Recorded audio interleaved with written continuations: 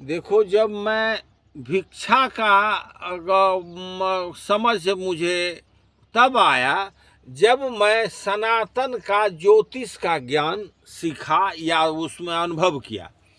तो ज्योतिष में क्या कहता है कि जो ग्रह तुम्हें तंग करता है वो एकदम सटीक पता लग जाता है कि वह ग्रह इसके विरोध है, ये इसको इसे रुकावट दे रहा है, जीवन में इसको झंझट दे रहा है।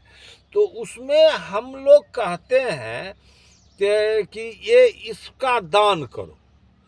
तो दान क्या होता है कि जब तुम दान करोगे तो वह ग्रह का प्रभाव घटता है। इसी तरह जब हमें पाकिस्तानी के बीच रहने लगा तो सब ने आकर के, करीब हजारों पाकिस्तानी ने कहा कि बाबा हम धनी कैसे बने, हमको धनी बनने का रास्ता बताइए। हमने कहा तुम भिक्षा लेना छोड़। कैसे, क्या है, भिक्षा कोई देता है तो बढ़ता है? कहले नहीं, जब वह भिक्षा देता है तो वह उसके साथ अपना ग्रह भी दे देता है। और जब वह ग्रह तुमको मिलेगा तो तुम्हारा संस्कार, तुम्हारी सब ये उसके यहाँ चला जाएगा और उसकी दरिद्री, उसका कष्ट तुम्हारे यहाँ आ जाएगा। तुम देखने के लिए तो तुम भरपेट खा लेगा, लेकिन उसका प्रभाव तुमको दूरगामी पड़ेगा। तो वह कभी तुम धनी नहीं बन सकते हो। यही उदाहरण तुमको देखना है। तुम 2000 5000 रुपया ले लो, अब 5000 जो सबसे बढ़िया गाड़ी 1 आध करोड़ वाली जा रही है रोड पर, उस पर हाथ दो। अगर वह रोक दे तो उसको कहो कि हम आपको भिक्षा देना चाहते हैं 5000 रुपया। तो वह तुमको यही कहेगा, साला हमको भिक्षा देगा, हम तुम्हारा भिक्षा लेंगे? नहीं लेगा। अगर वह भिक्षा ले लेगा तो वह गाड़ी तेरे यहाँ आ जाएगा, वह तुम्हारे ही जगह पे चला जाएगा। यह करके देखो। तो बहुत ने तो मानता था, तो धीरे धीरे धीरे धीरे कुछ आदमी भिक्षा को ये अपना गरीबी समझने लगे। के लिए कर्म करो और भिक्षा पर आशा मत रखो। भिक्षा देने आवे तो भिक्षा ना लो, भिक्षा देने से कष्ट घटता है। तो उसने कहा कि भाई भिक्षा का गलत प्रयोग करता है, लेकर के शराब पीता है। कहे कि चलो तुम रेलवे स्टेशन पे, दिल्ली के रेलवे स्टेशन पे चलो, दिखाते हैं कि थाली पटक रहा है, दिन भर में 3000 4000 5000 रुपया कमाता है। तो जब वो कमाता है तो लेकिन उसका पीढ़ी, उसका बेटा बौ रोड किनारे बस या गाड़ी पर हाथ पसारे खड़ा रहता है कि कुछ दे दो, भूखा है। वो भी कमाता है, भिक्षा मांगता है, पत्नी भी मांगता है, बच्चा भी मांगता है, अपने भी मांगता है। और वो 2-4 हजार रुपया रोज कमा लेता है, जमा कर लेता है। लेकिन वह उसका घर जाकर देखो, किसी नाले के बगल में खोपड़ी बना करके वह जीता है। तो क्यों इतना पैसा कमाता है? कोई 400-500 का मजदूरी करता है, वो घर बना लेता है, वो 3000-4000 का कमा लेता है, तभी वह उस वो भिखारी बनकर या उसी झोपड़ी में क्यों रहता है? उसका यही कारण है कि ग्रह उसको, सबका ग्रह वह लेता है और वह सर्वनाश होता है। तीसरा बात आपने देखी, कर्म कांड करने वाला ब्राह्मण जो कि पूजा पाठ कराता है, सबके यहाँ जाता है, उसके ग्रह को बताता है, उसको ये दुख तो वो बता दिया, उसके बदले में वो पूजा कराता है और दान ले लेता है। दान तो लेता है, जिसका वो पूजा कराया या पूजा न कराया, दान लिया तो उसका ग्रह तो शांति अवश्य होता है। करके देखो। और लेने वाले के घर में जाओ, कभी भी भरपेट भोजन नहीं मिलता है, उसका बेटा भी देखिएगो नंगरा लुल्हा मुटेरा सब जन्म लेगा, क्योंकि वह ग्रह को घर ले आता है। तब वो लोग पूजा करके, चूँकि ब्राह्मणाय करता है, ईश्वर को सौंपता है। लेकिन भिक्षा से कोई लेने वाला कभी उन्नति नहीं करता है और देने वाला का कभी घटता नहीं है। इसलिए भिक्षा मांगने कोई आता है तो अवश्य देना चाहिए। तीसरी चीज देखो कि एक चंदेश्वरी नाम का जंतर मंतर पर था, वह जाति का चमार था।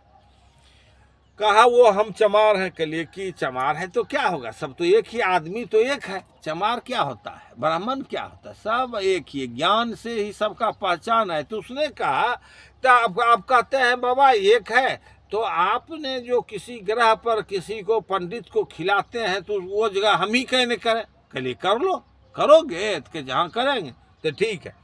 एक ग्रह की शांति के लिए आया, उसमें एक ब्राह्मण का करके एक को जब खिलाना था, उसने कहा हम खाएंगे, कि जी ठीक है, क्या खाओगे, तो उसने कहा कि आधा किलो रसगुल्ला खाएंगे।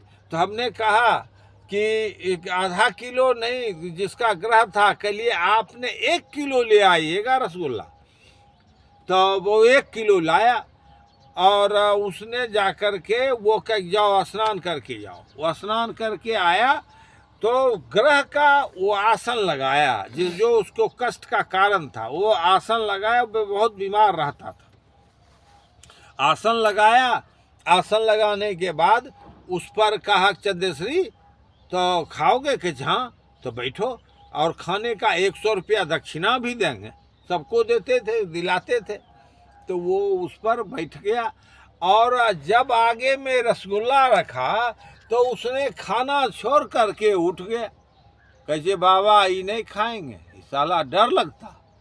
कहली काहे डर लगता, कैसे कि नहीं इसको हम नहीं खाएंगे, और उठ करके वह उठ करके आगे बढ़ गया। तब मैंने किसी ब्राह्मण को बुलाया तो उसको कहा कि ऐसे जमना है और ये ग्रह शांति किया है, तो उसने कहा ठीक है हम खा लेंगे, और वह खाया, उसको 100 रुपया दे दिया। तो उसके बाद चंद्रेश्वरी अभी भी है ही, जाकर के देखे 3 बार पेट का ऑपरेशन उसका हो चुका।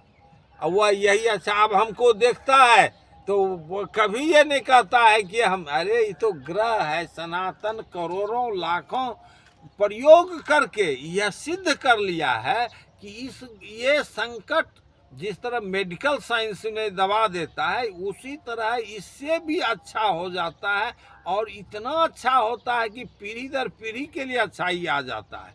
जहाँ तक साधु संत की बात है, वह तो भगवान पे समर्पित होता है। अगर वह उसको कोई देता है तो भगवान को चढ़ा करके वह अपने में मस्त रहता है कि दुख तेरा सुख मेरा, ये हार मांस प्रभु ये सद नहीं सकेगा, ये तुम संभालो। इसलिए वह वो खाता है और वो रहता है। दूसरा अगर ये कहता है कि दान लेना या कोई अच्छा चीज़ नहीं है या नरकीय जीवन है, बहुत गलत काम है, करके देखो, परिणाम भी देखो। यही कारण है कि कोई कहता है कि दान के नहीं तो चोरी कर लेंगे। अरे चोर के यहाँ जाकर देखो, दिन भर वो चोरी करता है, कितने का पॉकेटमारी कर लेता है, जिसका काट लिया, मोबाइल निकाल लिया, पैसा निकाल लिया, डकैती कर लिया। लेकिन उसके घर में जाओ, सबका सामान वो डकैती करता है, लेकिन उसके घर में जाओ तो शाम का रोशनी नहीं जलता। लाया, एक दिन खाया, दूसरे दिन वो खत्म, फिर वह उसका बच्चा उसी तरह बिलखता है, रोता है, सड़क पर वो पड़ा रहता है, उसका जीवन कभी भी खुशमय नहीं होता है। इसलिए डकैत भी कहेगा ये धंधा अच्छा नहीं, अरे बिना मेहनत का पैसा मिलता है, अच्छा कैसे नहीं, ये फलता फूलता नहीं। इसलिए जो सनातन कहता है कि ये दान देना ये सही है, तो दान देना सही है। और किसके लिए, तो जो बीमार है, अपना ग्रह शांति के लिए। और दान लेने वाले को कभी उन्नति नहीं होता, काहे कि वह सब उसका ग्रह लेकर के जाता है, कष्ट लेकर जाता है, और उसको बरकत कभी नहीं होता है।